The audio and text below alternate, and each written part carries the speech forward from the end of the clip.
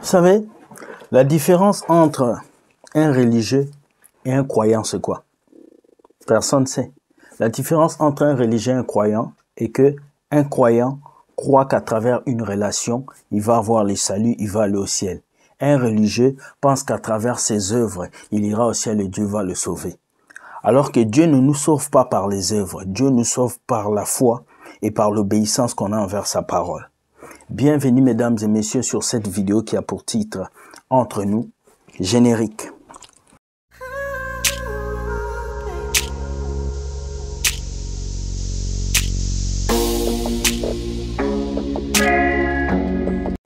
Bienvenue de retour sur ces messages.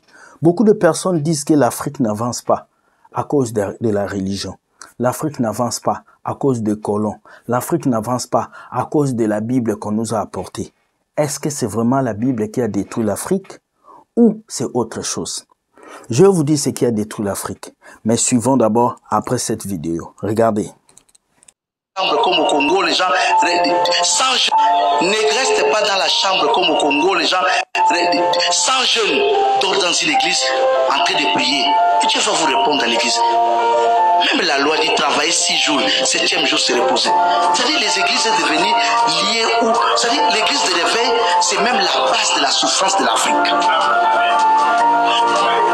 J'ai dit, la souffrance de l'Afrique, sa base numéro 1, c'est la religion. Et plus numéro 1, les églises de réveil. C'est-à-dire, vous arrivez au Congo, 1000 jeunes, 100 jeunes, 50 jeunes, passent toute leur vie en train de manger le foufou et dormir à l'église.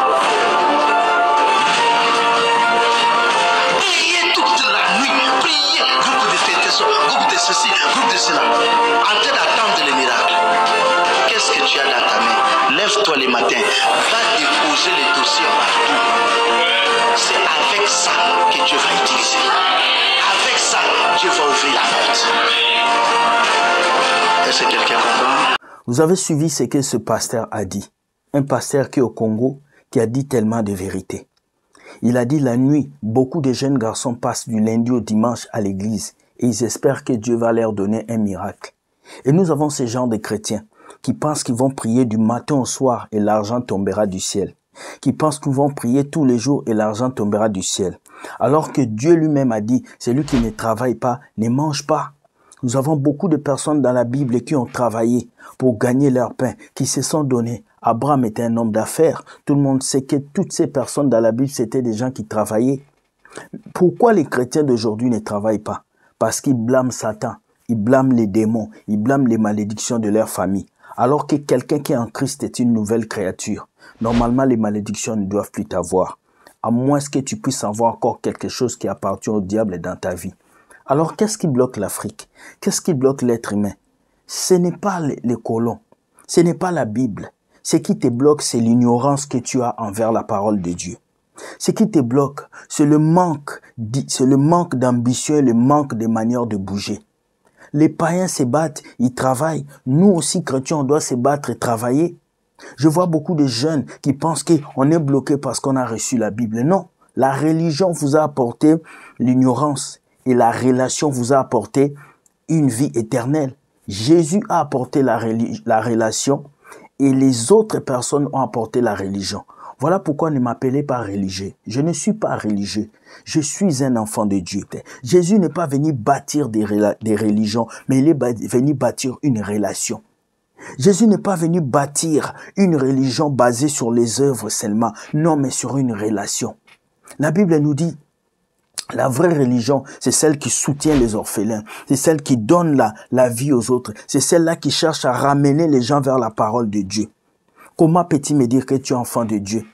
Si tu passes ta vie à prier à l'église du matin au soir, mais ton cœur est noir, tu es haineux, tu as la jalousie. Et on a ces genres de chrétiens aujourd'hui. Ils veulent que Dieu leur donne des mariages, mais ils n'ont pas un comportement adéquat. Ils veulent que Dieu leur donne des voitures, mais ils n'ont même pas de permis. Leurs prophètes sont des chômeurs. Toute l'église est chômeur. Le pasteur même ne travaille pas. Il dépend de ce que vous lui donnez. Mais vous venez crier que vous avez un Dieu grand. Le même Dieu qui est grand, il a créé le monde en 6 jours et il s'est reposé le 7e jour. Alors pourquoi toi tu ne veux pas travailler? Pourquoi toi tu ne veux pas comprendre que Jésus t'a donné la relation et toi tu dois te battre dans cette vie pour avoir ce que tu dois avoir? Que tu sois chrétien, que tu pries 10 fois, 20 fois en une journée, si tu ne te lèves pas et que tu déposes pas un CV, tu n'auras rien dans ta vie. L'onction de Dieu va pas apporter une voiture dans ta vie. L'onction de Dieu ne va pas payer ton loyer. Tu dois bouger. Voilà pourquoi ce pasteur a dit, beaucoup de jeunes aujourd'hui perdent leur temps dans les églises, du lundi au dimanche, parce que la Bible a dit, 1 heure dans la maison de Dieu vaut mieux que 1000 ailleurs. Mais la maison de Dieu, c'est quoi? La maison de Dieu, ce n'est plus un bâtiment. La maison de Dieu, ce n'est plus les 4 murs. La maison de Dieu, c'est ta relation avec Dieu. C'est ton cœur. C'est la manière à laquelle tu es avec Dieu. Jésus a dit, je me tiens à la porte. Je frappe. Si tu ouvres, j'entrerai et je mangerai avec toi. Il ne se tient pas à la porte de l'église bâtiment. Il se tient à la porte de ton cœur. L'évangile, c'est une question de cœur. Ce n'est pas une question de bâtiment. Ce n'est pas une question de prier du matin au soir et ne pas sortir. Non. Voilà pourquoi Jésus a dit prier sans cesse. Parce que lorsque tu pries sans cesse, tu pries dans ton cœur. Tu pries partout où tu es. La prière est une chose intérieure et non seulement extérieure.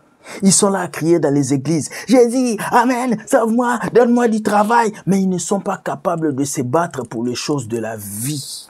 Laissez-moi vous dire, Jésus n'est pas venu apporter une religion.